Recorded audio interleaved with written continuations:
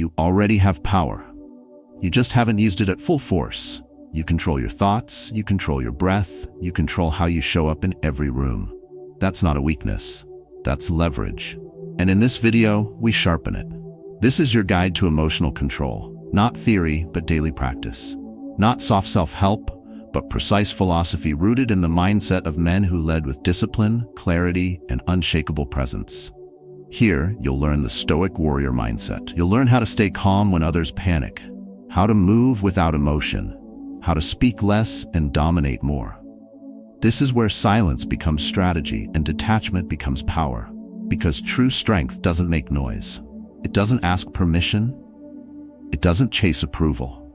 It commands. If you're ready to master yourself, to become the calmest, most controlled man in the room, then you're exactly where you need to be. Hit that like button to push this power forward. Subscribe for more videos that train your mind like a weapon. And share this with a man who refuses to be ruled by emotion. The world doesn't need more noise. It needs more still warriors. Let's begin. 1. Control begins with awareness. A blade isn't dangerous until it's gripped with intent. A storm isn't power until it moves. And a man, no matter his experience, no matter how many years he's worked, sacrificed, survived, remains dormant until he recognizes one truth. Control begins with awareness. Not awareness in the sentimental sense, not the kind found in mindfulness apps or long-winded journaling routines. This awareness is raw, tactical, brutal. It is the cold realization that every reaction you've given, every outburst, every moment of hesitation, every decision driven by offense, was chosen by you, even if you thought you were triggered. That word alone is a lie. You weren't triggered. You were unaware. You can't master what you won't admit you're giving away. Emotion isn't the enemy, blindness is. And most aren't just blind, they're proud of it. They speak with conviction, act from impulse, and defend what they never examined. But Stoic philosophy wasn't built for men who want to feel good. It was built for men who want to be precise. And precision starts here, with noticing. The tone in your voice when you speak. The weight of your breath before you answer. The pull in your chest when someone disrespects you. These are signals, not orders. Modern culture tells you to follow your feelings. That's how you get led in circles. The Stoic follows his logic, his code, and his awareness is the sentry that keeps him from breaking rank. Imagine a soldier on a battlefield who shoots at every sound. He isn't brave, he's reckless. Now, imagine another. He scans, waits, breathes, he moves only when he must. That's not slowness, that's strategy. And strategy starts with seeing what others miss, your internal landscape. In everyday life, this looks like restraint. Not passive silence, but active command of presence. In a heated negotiation, the unaware man rushes to fill the silence. The aware one lets it stretch. The unaware takes the bait in a debate. The aware one watches, waits, and responds when the timing serves his outcome. At home, the unaware argues to be right. The aware listens to detect patterns, not just words.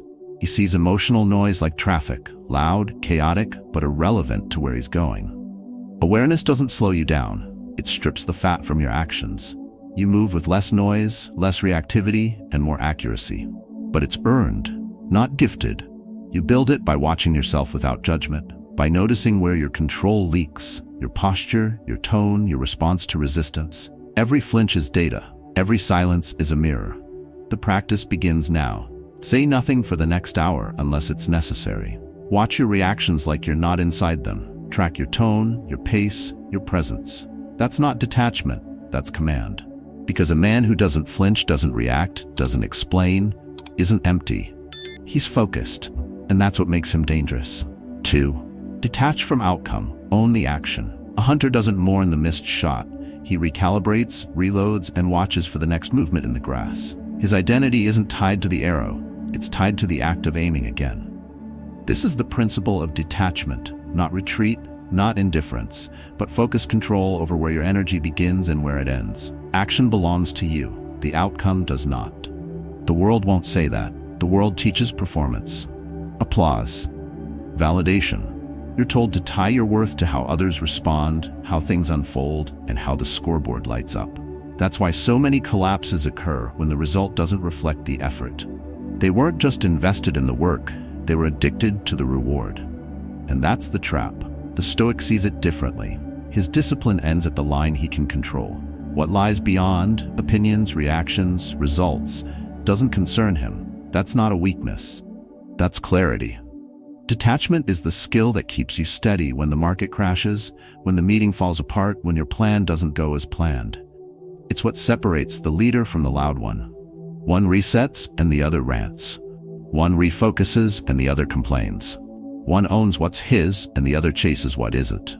Detachment isn't coldness, it's strategy. Imagine a blacksmith forging steel. He doesn't panic when sparks fly. He doesn't celebrate when a shape forms. He just keeps hammering, shaping, adjusting. His job isn't to predict the final form. It's to show up at the forge every day and deliver his precision. That's how the Stoic approaches life. One swing at a time, no celebration, no despair, just a deliberate motion. In practice, this means you don't attach your value to how your message lands, only how clearly you delivered it. You don't obsess over how someone feels about your boundaries, only that you enforce them cleanly. You don't hinge your peace on whether someone apologizes, only that you maintained your character. You operate like a surgeon, clean, sharp, objective. You walk into each task not to be praised, but to be precise. You train the mind to say, I showed up, I gave the full effort. The outcome belongs to chaos, the action belongs to me.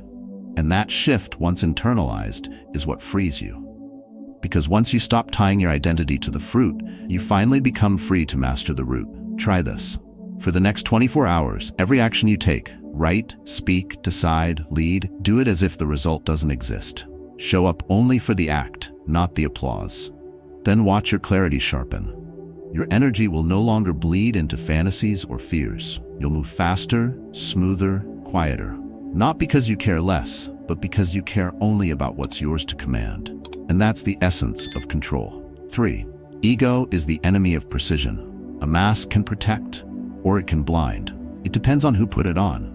Most don't realize their mask wasn't crafted by discipline. It was built from ego, that hunger to be seen, to be praised, to be known as the good one, the strong one, the one who never fails. And when that image cracks, when reality doesn't match the identity, they fall apart.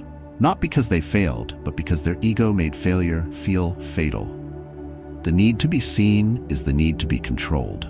Because every ounce of you that depends on the eyes of others is a piece of you you've surrendered. You become loud when you're insecure. You chase respect instead of earning it through restraint. You overtalk, you overshare, you overreact, not out of confidence, but desperation to keep the illusion alive. The ego needs attention to survive. The Stoic needs nothing. The Stoic doesn't walk into a room to impress. He walks in to observe. He doesn't prove strength, he shows stillness. He doesn't wear a mask to look powerful. He becomes powerful by not needing one.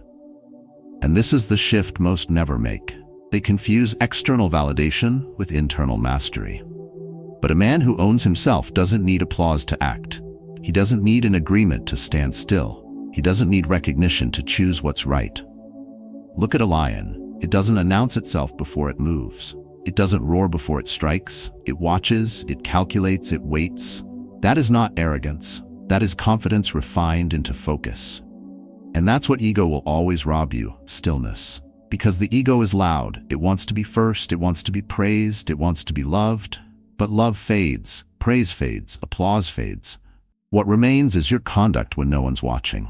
This plays out everywhere. In meetings where silence is more powerful than talk. In conflict where walking away is dominance, not defeat. In relationships where being still and clear carries more weight than long explanations. Ego wants you to react. Precision demands you pause. Ego wants to be the center. Discipline wants to center you. You're not here to prove you're good. You're here to be precise. You're not here to be impressive. You're here to be effective. So try this. The next time you feel the urge to explain yourself, pause. The next time you want to speak first, wait. The next time someone disrespects you, look them in the eye and smile. Not because you're weak, but because you've already won. That's what control looks like. Not noise, not anger, not defense, just still power, cold, focused, and undeniable. Because the man who lets go of ego, lets go of noise. And once there's no noise inside, no one can shake what's left. That's when your mask becomes unnecessary, because you've become the steel underneath. 4. Stillness dominates the room. A voice that speaks little holds more weight than a voice that fills the air. Power isn't loud. Power doesn't perform. It enters quietly, settles deep, and changes the tone of the room without saying a word. That's the nature of presence, not built through charisma or noise, but through self-mastery so sharp it radiates without motion. The man who controls himself controls the temperature around him. In a world obsessed with attention, silence is misread as weakness. That's the trap. They expect you to prove, to defend, to react. They want your energy spent justifying what you already know. But the Stoic doesn't move like that. He doesn't need the final word. He doesn't chase validation. He lets others fill the space with emotion while he watches, calculates, and waits. Not because he's passive, but because he's in command. And command begins with stillness. Imagine a man walking into a negotiation. He doesn't interrupt, doesn't speak first, doesn't adjust his tone to please. He waits, watches posture, hears what others miss, and when he speaks, he cuts straight through the noise. That's not just confidence, that's weaponized restraint. And restraint like that doesn't come from reading books or repeating affirmations. It comes from drilling your reactions until they serve your mission, not your ego. The man who trains in stillness doesn't flinch under pressure. He doesn't chase a reaction, he controls it. In meetings, he lets others argue. In conflict, he keeps his breath steady. On the street, in the home, in crisis, his tone doesn't shake because his core doesn't shake. He doesn't react to tone of voice, or to tone of insult.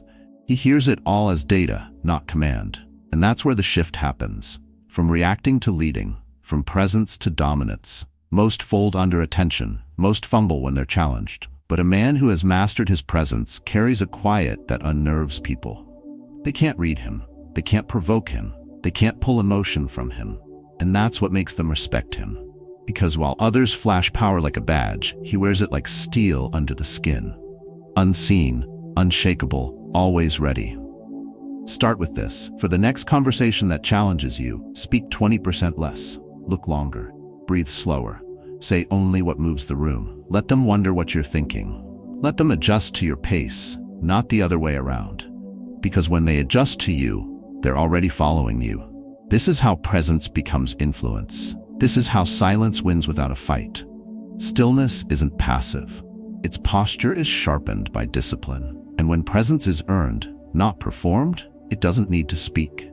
It already commands. 5. Turn pain into precision. A fire left untamed burns everything. But fire directed, refined, focused, it forges steel. Pain works the same way. Untrained pain weakens a man. It makes him lash out, fold inward, or numb himself into silence. But trained pain, it sharpens him. It builds cold focus, and it becomes the energy behind calculated movement. Pain is inevitable. Strategy is optional. And most people confuse emotion for strategy. They feel hurt and they react. They feel insulted and they defend. They feel discomfort and they retreat. But the Stoic does none of that. He sees pain for what it is, fuel, not for rage, not for revenge, for refinement. There's a moment every man faces when things fall apart. Divorce, failure, betrayal, reputation ruined, money gone. And in that instant, he stands at a fork in the road, collapse or command. One direction leads to self-pity, blame, addiction to validation. The other, to silence, recalibration, and power. Not loud power, silent strength. Not through speaking more, but through building a deeper internal structure. The Stoic trains for this moment long before it comes. He rehearses loss, he imagines discomfort, he prepares his posture before the fall. That's not pessimism, that's premeditation. The practice of turning the worst-case scenario into something familiar, so when the ground breaks, he doesn't. Because a man who has already faced pain in his mind owns it when it arrives in real life. Think of a fighter stepping into the ring. He doesn't panic when he's hit. He's been there before, in training, in silence, alone in the dark with only discipline and repetition. He's taken the punch thousands of times without the crowd. That's why he doesn't flinch now. His body has absorbed the cost. His mind has made peace with the chaos. His pain is not weakness, it's the blueprint. It's pattern recognition. And that's what you need, not just to endure pain, but to use it as a signal to adjust, recalibrate, and strike cleaner next time. So when life hits, don't waste it on emotion. Write it down, strip it of story, see the facts. What did you miss? What will you never ignore again? What reflex inside you still needs to be killed? That's how pain becomes instruction, and instruction followed with cold consistency becomes strength.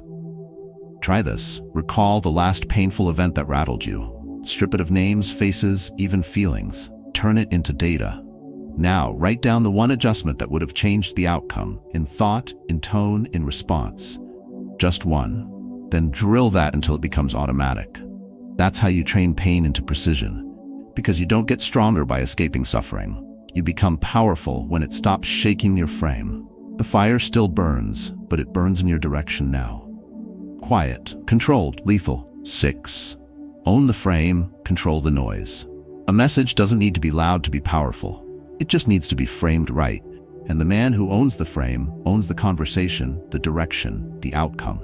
Not by shouting louder, not by debating harder, but by refusing to be dragged into someone else's chaos.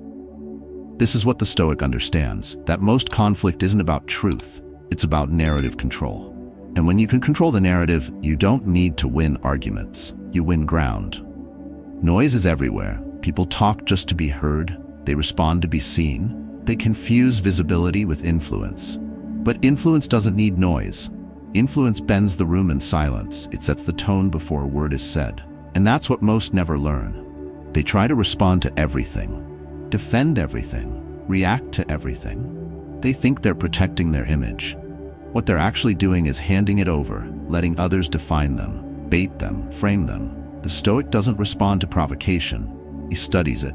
He listens longer than necessary, not out of fear but precision. He doesn't need to correct every misquote, every insult, every sideways look. Why? Because he's not chasing approval. He's protecting leverage. And leverage isn't built into arguments. It's built into how little you need to say to shift the room back into your control. Picture a courtroom. 2 lawyers argue and the jury watches. But one man, silent, still, composed, sits at the head. That's the judge. The room waits for his voice, not because he talks the most, but because he owns the frame. That's what you become when you stop reacting to noise. You become the man the room adjusts to. This shows up in life in subtle ways. When someone insults you and you keep your posture. When you're challenged in public and you say nothing, not out of weakness, but out of dominance. Because you know words mean little unless they shift something. And not everything deserves your energy. Some things deserve your silence, because silence, when timed right, feels like a statement. And sometimes silence is the sharpest form of dominance. Try this. In your next heated interaction, say half of what you normally would. Let others reveal themselves first. Let the noise expose who's emotional. And while they scramble to be heard, you study, you wait. You answer when it serves, not when it's expected. And when you speak, speak only to steer. One line, one calm direction, no explanation. That's what control looks like in action. Not being louder, being clearer. Not being right, being grounded. You don't need to control the crowd. You just need to control your space within it. The moment you stop chasing clarity from others and start creating it within yourself, the noise outside loses power. And from that moment forward, the narrative is yours. 7. The still warrior doesn't speak, he finishes. Victory isn't always loud. In fact, the most dominant kind doesn't make a sound. It doesn't announce itself. It doesn't signal a warning. It simply happens, like a blade slipping between armor, quiet, clean, irreversible. The warrior who still stands after everything has burned is not the one who roared the loudest. He's the one who didn't move unless it mattered. The one who trained in silence. The one who saw the chaos, but chose not to flinch. Stillness is often misunderstood. People equate it with softness, with inaction. But real stillness, forged by fire, carved by discipline, is not passive. It's the final evolution of control, the final form of power. The man who doesn't blink when insulted, who doesn't rush to explain himself, who doesn't chase closure, he is not empty. He's precise. And that precision is terrifying to those who run on emotion. Modern life rewards noise. Talk more, post more, argue more, share more. And in all that noise, the man who says nothing becomes a mystery. The one no one can read. The one who moves without warning. This isn't about disappearing. This is about weaponizing your presence so deeply that even your absence is felt. A still warrior doesn't need attention. His influence travels in silence, through behavior, through clarity, through cold decisions. Think of a shadow at the edge of a battlefield. It doesn't need to shout. It waits, and when it moves, it ends things. No drama, no build-up, just execution. The still warrior has no emotional tells. He doesn't wear panic on his face, he doesn't show rage when tested, he doesn't beg to be understood, and that's exactly why no one sees him coming. The Stoic does not try to be feared. He just becomes impossible to shake. He trains his mind to detach from praise, from threats, from praise disguised as manipulation. He doesn't seek fairness. He calculates outcomes. He doesn't fight for reputation. He becomes untouchable through results. And when his presence is tested, he doesn't raise his voice. He raises the standard. No announcement, just impact. In application, this means fewer explanations and more movement. Less noise, more outcome. It means showing up to meetings already prepared to walk away. It means letting silence stretch when someone expects you to defend yourself. It means holding your energy so tightly that when you act, it's surgical, never emotional. Here's your drill. For the next 48 hours, move as if you were being watched by your future self. Every word, every step, every pause. Let stillness guide your timing. Don't explain unless it's strategic. Don't react unless it bends the outcome. Let every action feel inevitable, not emotional. The still warrior doesn't beg for respect. He doesn't demand it either. He creates it by being the one who never flinches, never performs, and never forgets. Silence isn't retreat. It's a loaded weapon. 8. Rule the mind, rule the world. A kingdom can crumble, a company can fall, a family can fracture, but a man who rules his mind stays unbroken. Power doesn't begin with strategy, wealth, or position. It begins with internal command, not over others, but over impulse. The man who wins isn't the one who dominates the battlefield. He's the one who never surrendered to the war inside. Thoughts are subtle. They don't shout, they whisper. Doubt doesn't show up like a storm. It creeps in like fog. Guilt doesn't attack, it leeches. Emotion doesn't need to be loud to overthrow you. One moment of hesitation, one flash of anger, one collapse into weakness, and the crown slips from your grip. This is why mastery of the mind isn't optional. It's survival, it's sovereignty, and it separates the untouchable from the unstable. The Stoic doesn't waste time battling others. He masters the only battlefield that matters, the space between stimulus and response. He builds his internal infrastructure like a fortress, not flashy but impenetrable. His emotions are visitors, not rulers. His desires are tools, not masters. His thoughts are observed, not obeyed. And that's what makes him dangerous, because nothing controls him. Not rage, not approval, not fear. He uses his emotions strategically, like weapons laid out on a table. Chosen, timed, precise. Picture a general at war, watching the terrain from above. He doesn't charge with the foot soldiers. He sees the full layout. He doesn't panic with the noise. He's aware of every position, every move, every weakness, including his own.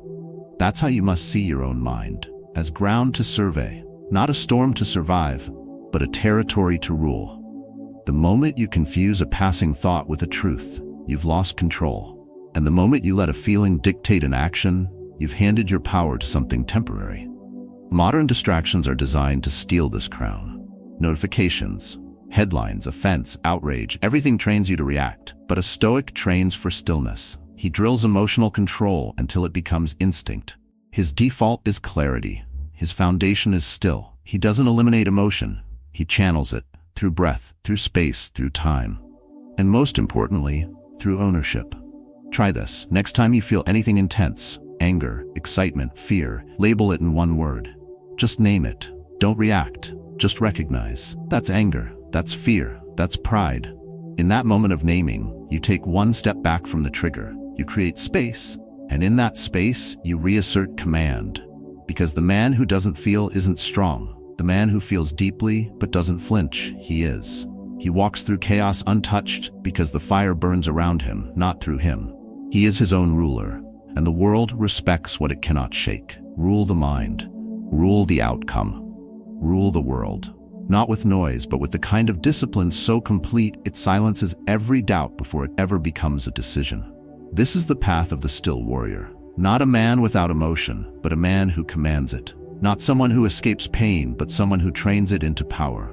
What you've learned today is not just a philosophy, it's a daily practice. A quiet rebellion against noise, reaction, and weakness. You've learned to separate signal from distraction, to hold silence like a weapon, and to treat every emotion not as truth, but as data. Stoicism isn't coldness, it's clarity. It's the ability to hold your position when everything around you shakes, to act when others stall, to wait when others rush, and above all, to feel nothing, yet still see everything. Control your emotions, and you control your energy. Control your energy, and you control the outcome. From detachment to emotional discipline, from mastering your presence to sharpening your calm, each principle is yours to drill, refine, and wield. And it doesn't take perfection, it takes repetition. Every moment you pause before speaking, every breath you take before reacting, every silence you hold instead of defending, that's practice. That's how control is forged. So begin now. Quiet the noise. Cut the waste. Move with focus. Speak only when it moves the room. Feel deeply, but flinch never. That's how you become untouchable. And if this message hits something in you, share your story below. Share how you train your control. Let others learn from your stillness, because one man's discipline can become another man's wake-up call. Remember, power doesn't always speak. Sometimes it listens. Sometimes it waits, but it never begs. It never breaks. It builds in silence with purpose. Feel nothing. Control everything. Live like it every single day.